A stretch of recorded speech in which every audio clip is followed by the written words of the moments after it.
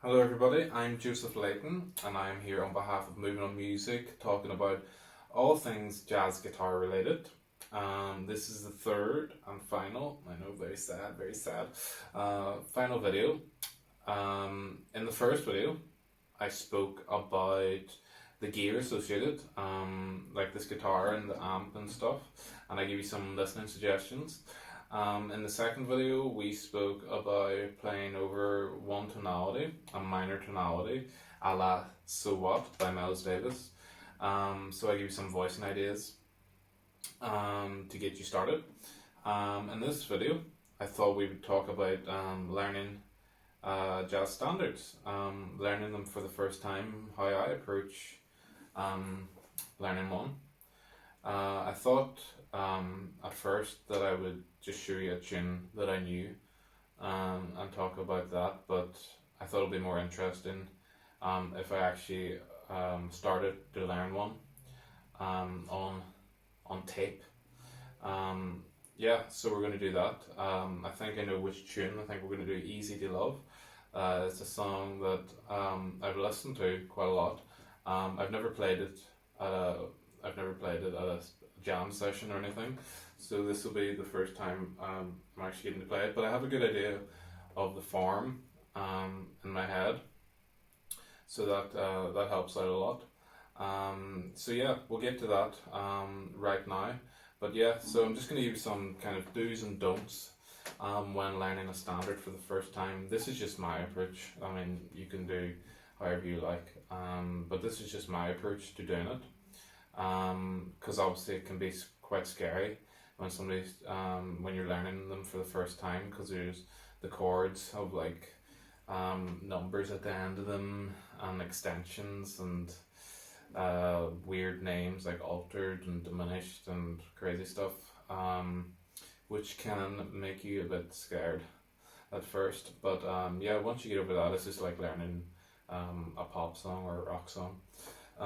Yeah, so we'll get to that now. I'll move the camera slightly closer and show you some of the screen, because you obviously have to listen to the song. That's the way it really gets inside your head. You have to know the melody before you start learning the melody on your instrument. So yeah, you know the melody well in your head, and then obviously listen to lots of versions, and I'll just show you like how I might approach listening to versions as well, because some people might jump into learning some, if they like Easy to Love, they might look at some like really like a Brad Mehldau playing it or something, and it's like he's doing a lot of stuff. I don't know if he's ever played this song. I'm sure he has played the song, but I don't know if he's released it. But yeah, so maybe don't look at the newest version. You have to go far back and see where the songs come from, and we're going to do that right now. So yeah, the internet's a great tool for learning tunes, because you can literally see a lot of these songs are from old films and old plays, so you can actually see the scene with the actors. You can actually see the scene in which they're singing it for the first time. So that's kind of the original version of the song, and you can see it on YouTube, which is pretty cool. And you can see everything from that. You can see Sonny Stitt playing it. You can, hear Sonny Stitt playing it. You can hear Chet Baker playing it. You can hear so many versions. Every version is on the internet, so you've really no excuse. You've no excuse to be not ingraining the song in your head, and you really shouldn't be ever using the chord sheet on stage unless you really have to. For these tunes, yeah, these are songs that are kind of standard repertoire, and by that I mean people just call these tunes and kind of sometimes expect you don't. They're not all. This is a kind of. I feel like this tune's kind of one that's not called. By called, I mean when people get up on stage at a jam session, and maybe if I got up on stage and there's a bass player, there's a drummer, and a piano player, and they're like, "What tune do you want to play?" And I say, "Easy to Love," because I talk like that. So hopefully they would know that. If not, they can use, or it's usually better actually to just do a song that everybody knows, so nobody's like reading a page of music or reading off their phone, and then people get lost. And then the worst thing ever is when you say it and then they've played it before on a gig and they've put it in a different key on their app, and then somebody else is in a different key, and then you all start together, and then you're playing one key, somebody's playing another key, and the other guy's playing on another key, and it sounds terrible, absolutely terrible. Yeah, so we don't want that to happen, and that shouldn't happen if you know the tune well. So yeah, that's enough rambling. We'll go to a slightly different camera angle now, and we'll just look at some versions on the screen. I'll share my screen. You'll see it on your screen section. Yeah, so we'll just do that now. So let's do it. Welcome back to this slightly closer camera angle where you can see my computer screen hopefully too. Yeah, so where I'd like to start is I just looked the song up on YouTube, not on YouTube, on Wikipedia, and you kind of get a bit of a history. You get who wrote the song, and you get it was by Cole Porter already.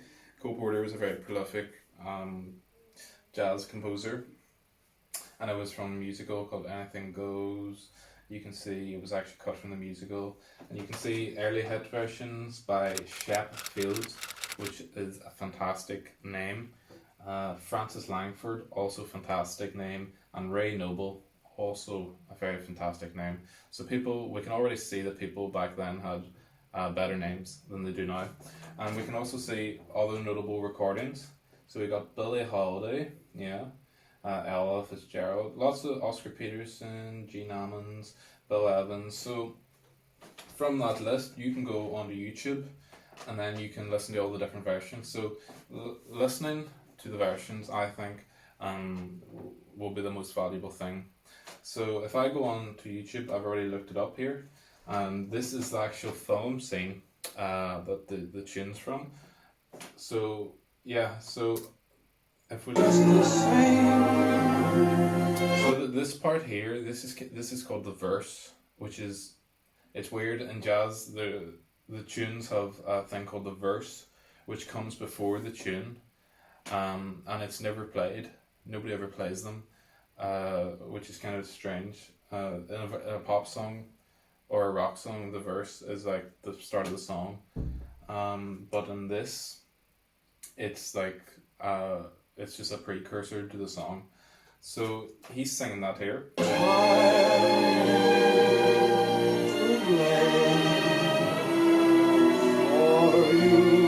that's where the song starts. So I'd take that many bars and I'd listen back to that section if you don't know. And I'm taking the lyrics in as well, because if you know the lyrics, it's easier to remember the melody. Jazz musicians, older jazz musicians, know lots and lots and lots of tunes. There's a great bass player who teaches at Sligo Jazz Project called John Goldsby. He's one of the greatest bass players and upright bass players in the world, in my opinion. And he says after you know like 50 or 40 tunes, you can learn another 200 very easily, because a lot of them follow the same kind of they have some of the same chord sequences and stuff, so it's easy to learn by ear. So yeah, but learning the lyrics helps, in my opinion.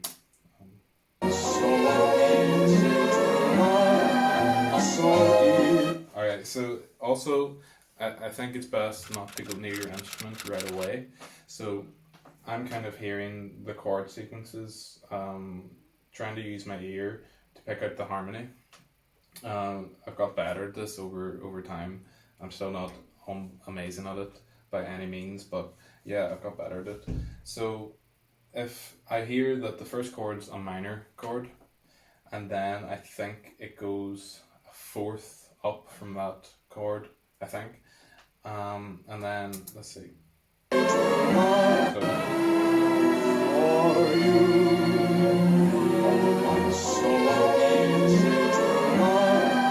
So, okay, so just right there, there was a very common progression called a 2-5-1, which is, so if we're in, I'm not sure what key this is in. Let's see. Sorry. So just go here. Okay, so it's an A flat major. So 2-5-1 in A flat major would be, the 2 chord would be B flat minor 7, and then E flat 7, and then A flat major 7. So it's kind of, you kind of listen and challenge yourself to kind of try to pick out these chord sequences that they become more. It'll be easier to pick out the more you do this, and yeah, you might be wrong, lots of the time, or you might be right lots of the time, but it's just a good ear training challenge, and helps you also remember it better, in my opinion. So after I do that, I kind of know the melody in my head somewhat. So we're in A flat major, but it starts on the 2 chord. It goes to the melody.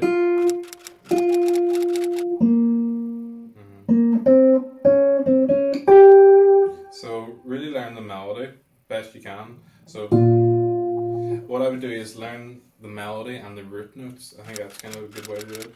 So, and then I think it's it goes to the minor 4, fourth away from that minor chord. So.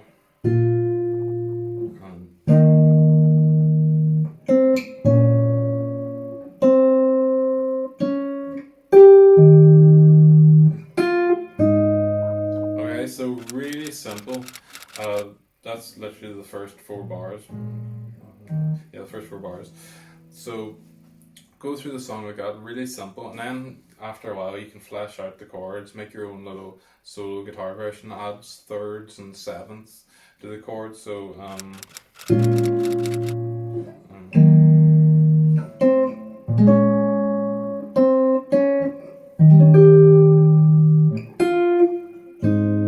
okay, so really basic chord shapes. Just so it really seeps into your head. So after you learn that version, you can go on and learn different versions, because each version has its own kind of, the arrangers kind of change the chords in each version. So people probably aren't going to play that version of it, or they might. I'm not completely sure. If you were to get up at a jam session, they might play. I feel like from the bebop era onwards is when the chord progressions became the ones that we use kind of today. The bebop musicians kind of set them in stone somewhat. So if we go on to that, Doris Day is a great person to learn the melody from. She doesn't. People like Ella Fitzgerald might embellish the melody a lot, but it's great to learn the melody in its truest, purest form first before you embellish. So Doris Day sings it great. You'd be so easy. So I just thought, because that's in a different key, learning these versions is also great for you to learn to move them between keys. So yeah. Love so easy to I like. Okay, cool. And then after you listen to all the singers first, and then you can kind of move on to like somebody like Chet Baker, who doesn't embellish the melody too much, but might start to embellish it slightly. And then Charlie Parker, somebody who would probably embellish it quite a lot. Let's see.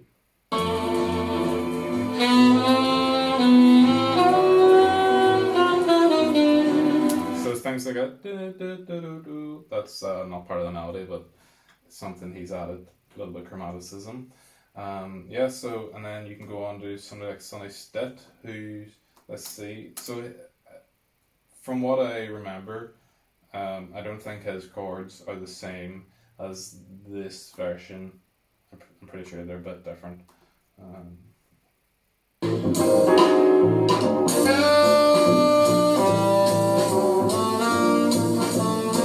So you can hear that he does, I think, a minor 2-5-1 instead of going to. So he does it in. He does it in G minor. He does a minor 2-5-1 instead of going. He goes.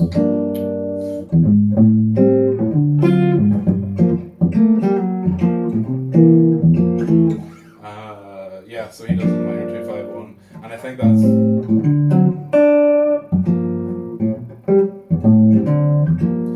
the version that I would be most used to. And probably the version you'd get if you got up at a jam session or something. So learn Sonny Stitt's version as well, learn how he plays the melody, because everything is useful. Yeah, the form of this song, I'm pretty sure it's A, B, A, B, A, C. So that means that, let's see, that means that there's 8 bars of A, the A section, and then there's a new section called the B section, and that's just called the B section purely because it's new, it's different from the previous 8 bars. And then it goes back to the A section, and then it goes to the C section, which is a new section again. It can't be called the B section because it's not that. It can't be called the A section because it's not that. It can be called the C section. There's no real reason. You could call it the Z section if you want, but it'd be a bit stupid. It just kind of follows the alphabet. Yeah, so remembering all these things, I think will help you a lot, and this is how I would learn a tune. Yeah, so I hope that helps you learning your jazz standards. So just remember to go back to the roots, learn the first version, listen to all the versions as much as you can before you learn it. A great thing to do actually, on YouTube sometimes you can go down and you can like the tune, or you can add it, I think, to a playlist, and then you can make a playlist with all the versions of the standard, and you just keep listening to all the different versions. So yeah, that's a great way to do it. I think you can do that on iTunes and Spotify and stuff too. So yeah, that's just a really quick crash course in how I would start to learn a tune like that. Obviously there's lots more involved, but yeah, as I said, go back to the roots, learn the lyrics, don't look at the sheet music. You probably don't really ever have to, but yeah, I think looking at the sheet music first is definitely no. You'll never learn the tune truly if you do that. Cool. So yeah, I think that's it. Thank you very much for tuning in to this video. Thanks to Moving On Music for having me doing these few videos for them. I hope you got something out of it. As I said before, if you want to email me, I have a website with an email form. It's josephleightonmusic.com. You can email me. Don't spam me. But yeah, thank you very much, and enjoy learning the guitar, enjoy playing jazz, enjoy listening to jazz, and yeah, hopefully see you soon. Thank you.